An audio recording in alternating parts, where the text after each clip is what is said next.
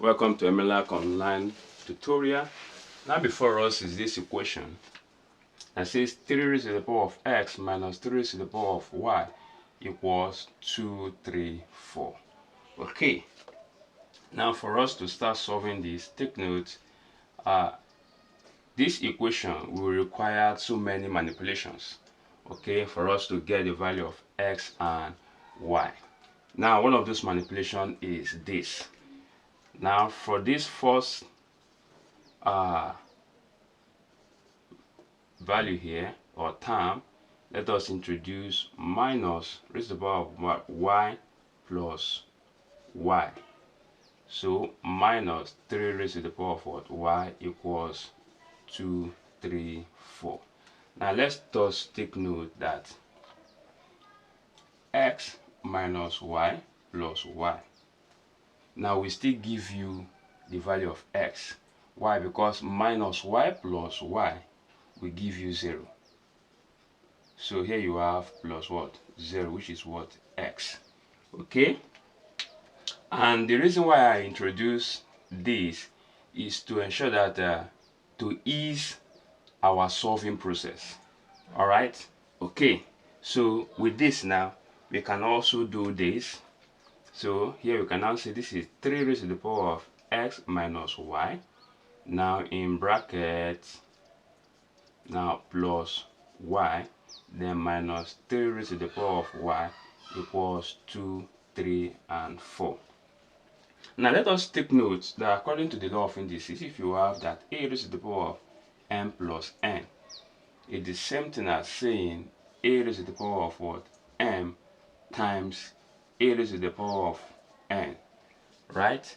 Now if you can see from here, this and this rule here is the same. So let us convert this term now to this term according to the law of indices.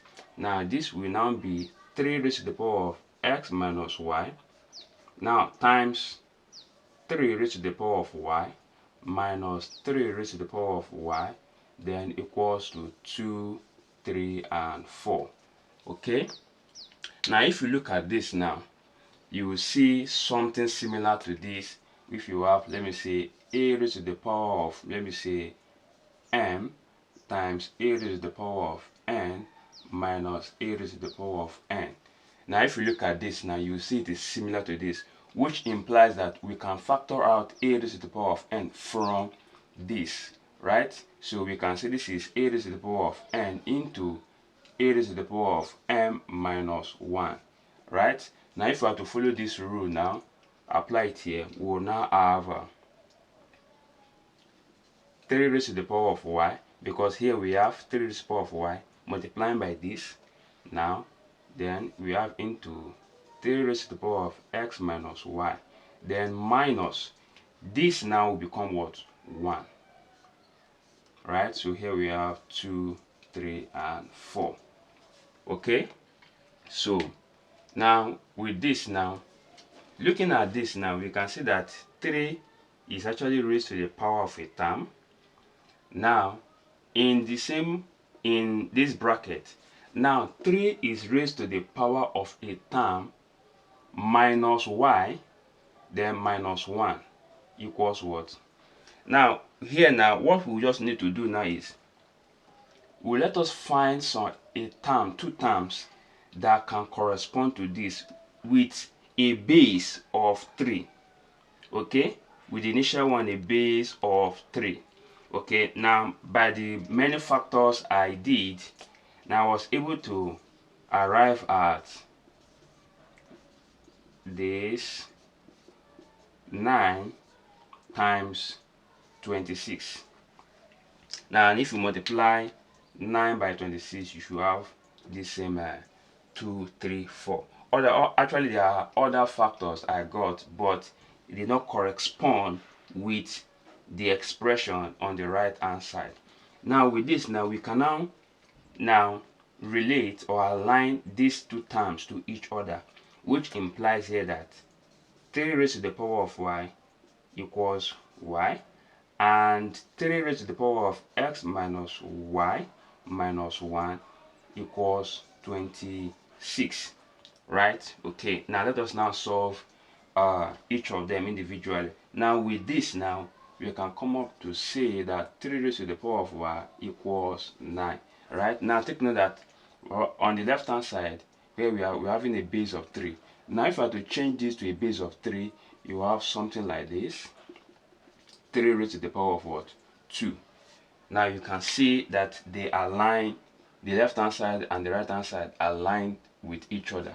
So here now we can conclude that y equals 2, right? Now if that is true, now let us come to the next expression or equation. Here we have 3 raised to the power of x minus y minus 1 equals 27. Now if we add 1 to both sides, and the reason why we are adding 1 to both sides is to eliminate this 1 from the left hand side, and by so doing, here we have something like this. Minus 1 plus 1 equals to 26 plus 1. So we are left with 3 raised to the power of x minus y.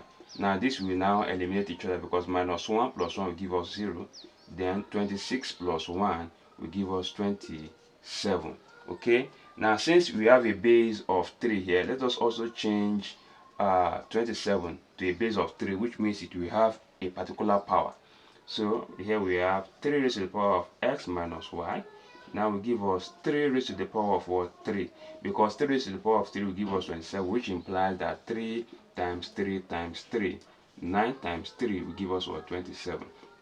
So with this rule here now, we can now, the same rule we apply here, which implies since they are having the same base, then their power should align, or their power can equate each other. So here we have x minus y equals what? 3. Now let us also recall that our y here is 2. And if y here is 2, we can now input or plug in 2 for y, then equals what? 3. So with this now, we can take negative 2 over to the right hand side, and as it comes here, it becomes a plus. Or we can say, let us add 2 to both sides. That will be x minus 2 plus 2 equals to 3 plus 2. So this eliminates. Here we have what?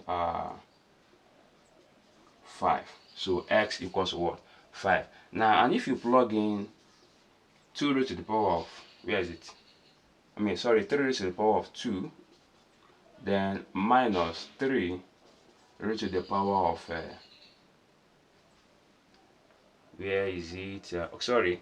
X is actually 5. Then 3 raised to the power of our y is 2. Now if you point your calculator, so you should have the same thing as that value there. So it's, here you have that this is 243, then minus 9. Now when you subtract, so you should have 2, 3, 4. Final answer. Alright, if you love what I've just done, subscribe to my YouTube channel and ensure you click on the notification button to be notified of all my videos in physics, chemistry and mathematics. Thank you and God bless you.